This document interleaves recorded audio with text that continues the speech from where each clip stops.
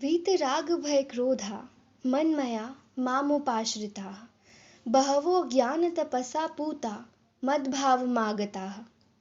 अर्थात आसक्ति, भय तथा क्रोध से मुक्त होकर, मुझ में पूर्णतया तन्मय होकर और मेरी शरण में आकर बहुत से व्यक्ति भूतकाल में मेरे ज्ञान से पवित्र हो चुके हैं।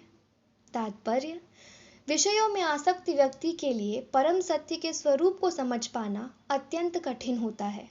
सामान्यतया जो लोग देहात्म बुद्धि में आसक्त होते हैं, वे भौतिकवाद में इतने लीन रहते हैं कि उनके लिए यह समझ पाना असंभव सा है कि परमात्मा व्यक्ति भी हो सकता है। भौतिकवादी कल्पना के अनुसार शरीर नाशवान, अज्ञानमय तथा अत्यंत दुखमय होता है। अतः जब लोगों को भगवान के साकार रूप के विषय में बताया जाता है तो उनके मन में शरीर की यही कल्पना बनी रहती है। ऐसे भौतिकवादी पुरुषों के लिए विराट भौतिक जगत का स्वरूप ही परम तत्व है। फलस्वरूप वे परमेश्वर को निराकार मानते हैं और भौतिकता में इतने तल्लीन रहते हैं कि भौतिक पदार्थ से मुक्ति के बाद भी अपना स्वरूप बनाए रखने के विचार से डरते हैं। सामान्यतया वे जीवों की तुलना समुद्र के बुलबुलों से करते हैं, जो टूटने पर समुद्र में ही लीन हो जाते हैं।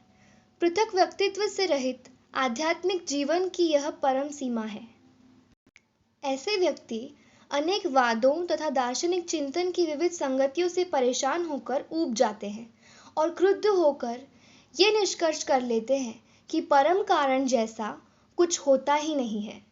ऐसे लोग जीवन की रुग्णावस्था से होते हैं।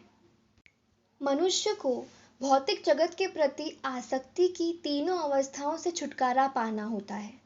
ये अवस्थाएं हैं आध्यात्मिक जीवन की उपेक्षा, आध्यात्मिक साकार रूप का भय तथा जीवन की हताशा से उत्पन्न शून्यवाद की कल्पना। जीवन की इन तीनों अवस्थाओं से छुटकारा पाने के लिए प्रामाणिक गुरु के निर्देशन में भगवान की शरण ग्रहण करना और भक्ति में जीवन के नियम तथा विधि विधानों का पालन करना आवश्यक होता है। ईश्वर के प्रति प्रेम ही जीवन की सार्थकता है। प्रेम अवस्था में भक्त भगवान की दिव्य प्रेम भक्ति में निरंतर लीन रहता है।